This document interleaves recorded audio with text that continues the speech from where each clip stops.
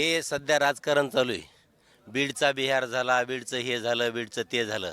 बीडचा बिहार जर झाला, तर बीड इतकी पावनभूमी ही अजून तरी कुठंच नाही.